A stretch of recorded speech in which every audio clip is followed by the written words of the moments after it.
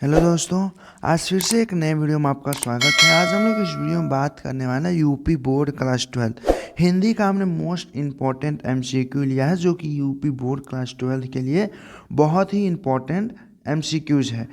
तो जो आपको पता होगा कि आज आपका एग्ज़ाम है, और एग्ज़ाम में जाने से पहले यदि आप ये सब एमसीक्यूज देख लेते हैं, टॉप 20 एमसीक्यूज की हम लोग बात करेंगे, तो आप एग्ज़ाम में 10 नंबर पक्का प्राप्त कर पाएंगे। क्योंकि यूपी बोर्ड क्लास 12 के एग्ज़ाम में टोटल 10 नंबर का ही आपको एमसीक्यूज पूछता है। तो वीडियो पर लास्ट तक बने रहिएगा, क्योंकि आपको इससे 10 नंबर का प्राप्त होने वाला है।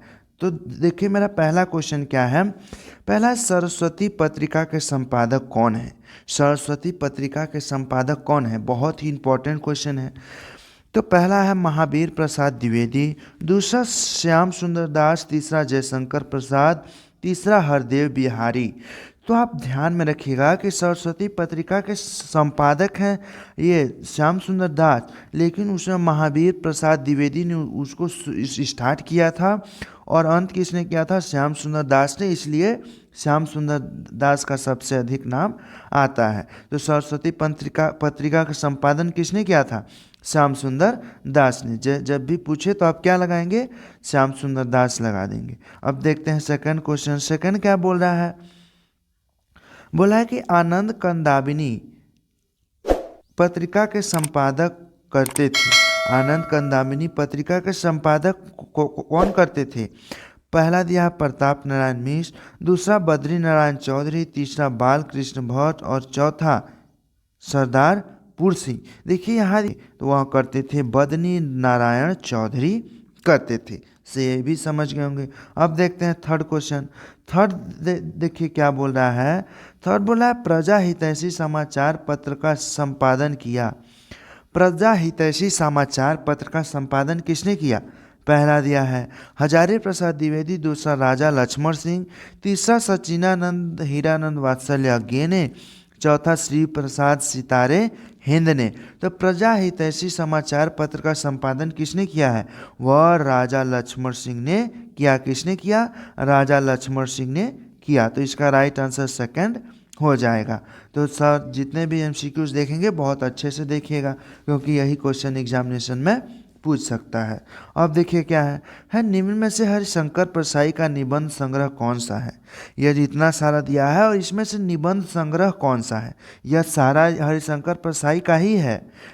सॉरी,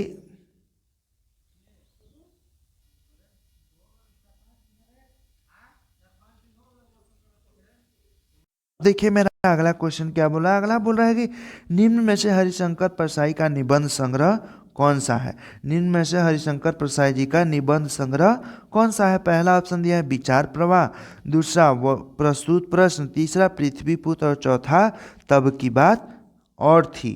तो हरिशंकर परसाई का निबंध संग्रह वह है तब की बात और थी, यानी इसका राइट आंसर फोर्थ वाला हो जाएगा। तो यह भी बहुत ही इंपॉर्टेंट क्वेश्चन है। अब देखते हैं अगला वाला क्वेश्चन। अगला देखिए क्या बोल रहा है कि हिंदी साहित्य के आधुनिक काल को गद्य काल की संज्ञा किसने दी?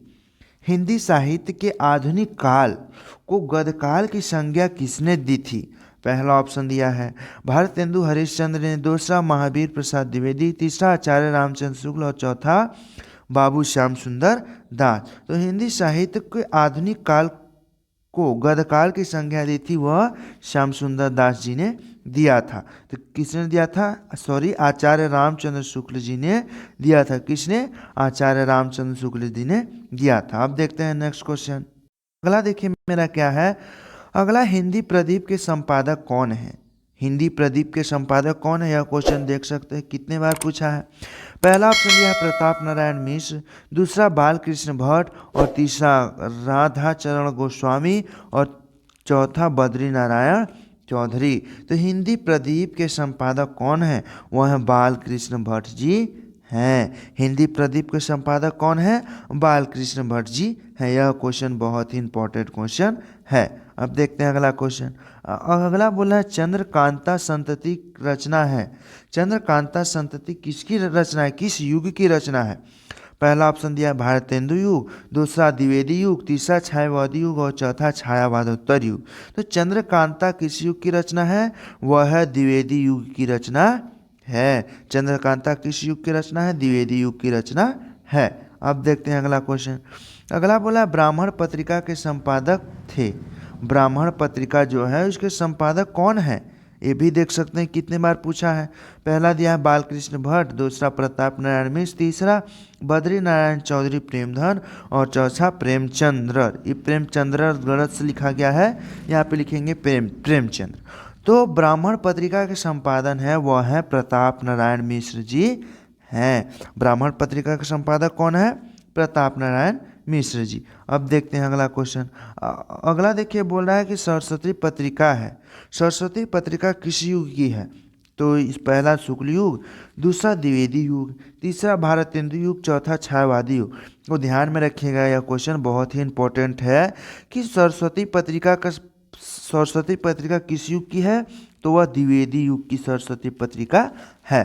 सरस्वती पत्रिका किस युग की? द्विवेदी युग की है। अब देखते हैं अगला क्वेश्चन। देखिए अगला क्वेश्चन क्या है।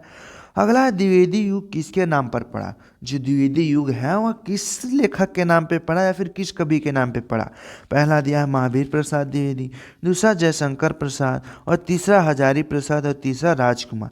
तो यह बात ध्यान में रखिएगा कि ये देखिए जो द्विवेदी युग है महावीर प्रसाद द्विवेदी के अंत में क्या लग रहा है? द्विवेदी। तो यह द्विवेदी से द्विवेदी, तो द्विवेदी युग किसके नाम पे पड़ा? वह महावीर प्रसाद द्विवेदी के नाम पे पढ़ा। तो यह भी क्वेश्चन इंपॉर्टेंट है। अब देखिए नेक्स्ट क्वेश्चन मेरा क्या है। अगला क्वेश्चन बोला है द्विवेदी युग के निबंधकार हैं। द्विवेदी युग के निबंधकार कौन है? पहला ऑप्शन दिया है बालकृष्ण भट्ट, दूसरा महादेवी वर्मा, तीसरा रामवृक्ष बेनीपुरी और चौथा रामचंद्र शर्मा गुलेरी। तो द्विवेदी युग के लेखक कौन है? निबंधकार कौन है? वह चंद्रधर शर्मा गुलेरी जी है। अब देखते हैं नेक्स्ट क्वेश्चन। अगला क्वेश्चन देखिए क्या बोल रहा है। अगला बोला है कि महावीर प्रसाद द्विवेदी जी सरस्वती पत्रिका के संपादक बने। महावीर प्रसाद द्विवेदी जी थे वह सरस्वती पत्रिका के संपादक कब बने थे? पहला 1903, दूसरा 1920, तीसरा 1925 और चौथा 1947। तो महावीर प्रसाद द्विवेदी सरस्वती पत्रिका के संपादक कब बने? वह 1903 ईस्वी में बने थे, यानी इसका राइट आंसर फर्स्ट वाला हो जाएगा। अब देखते हैं अगला क्वेश्चन। अब देखिए मेरा अगला क्वेश्चन बोला है कि चिंतामणि गद्य की रचना है। चिंतामणि गद्य की रचना कौन है? पहला दिया है चिंतामणि किस गद्य पे आधारित है? यह पूछा गया हमसे। पहला दिया है नाटक, दूसरा उपन्यास, तीसरा निबंध और चौथा कहानी। यह question very very most important है। तो चिंतामणि किस विधा पे आधारित है? वह निबंध विधा पे आधारित है। चिंतामणि किस विधा पे? निबंध विधा पे आधारित है। तो इसका राइट आंसर थर्ड वाला हो जाएगा। अब देखते हैं सेकंड क्वेश्चन। अब देखिए अगला क्वेश्चन बोल रहा है कि निम्नलिखित में से नाटककार है। नाटककार इसमें से कौन है? तो रामचंद्र शुक्ल तो हैंगे नहीं, क्योंकि यह क्या है? उपन्यासकार हैं। और दूसरा है मोहन राकेश, क्या है? नाटककार है। महादेवी वर्मा भी नहीं होंगी और ना ही डॉक्टर नागेंद्र प्रसाद होंगे। यह नाटककार कौन होंगे? डॉक्टर राकेश शर्मा। तो इसका राइट आंसर सेकेंड वाला हो जाएगा। अब देखते हैं अगला क्वेश्चन। अगला बोला मोहन राकेश रचनाकार है। मोहन राकेश किस युग के रचनाकार हैं? और मोहन राकेश हैं क्या?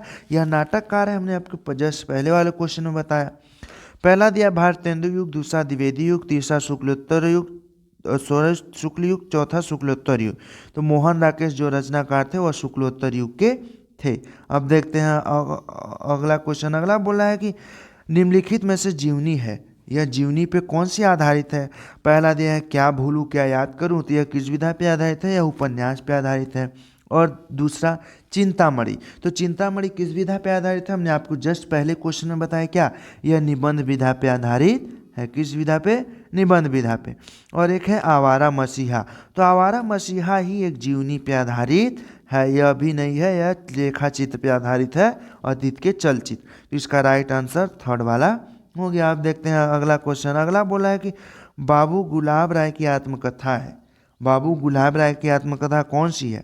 पहला है कुछ आप बीती और कुछ जग बीती, दूसरा मेरा जीवन प्रवाह, तीसरा मेरी असफलता और अपनी खबर। तो यह भी क्वेश्चन इंपॉर्टेंट है कि बाबू गुलाब राय की आत्मकथा कौन सी है? वह है मेरी असफलताएं। मेरी असफलताएं क्या है? बाबू गुलाब राय की आत्मकथा है। अब देखते हैं अगला और लास्ट क्वेश्चन। अगला क्वेश्चन देखिए, उपन्यास विधा पर आधारित रचना है। उपन्यास विधा पे आधारित कौन सी रचना है? पहला दिया है स्कंदगुप्त, और दूसरा गोदान, तीसरा अशोक के फूल, और तीसरा चौथा चिंतामणि। कि जो स्कंदगुप्त है यह किस पे आधारित है? यह कहानी पे आधारित है, यह तो होगा नहीं। और दूसरा ये जो अशोक के फूल है किस पे आधारित है? निबंध पे आधारित है, तो यह भी होगा नहीं। यह चिंतामणि भी निबंध पे आधारित है, यानी यह भी होगा नहीं। तो ये बचा कौन सा? बचा गोदान। गोदान किस विधा पे आधारित है? यह उपन्यास विधा पे आधारित है।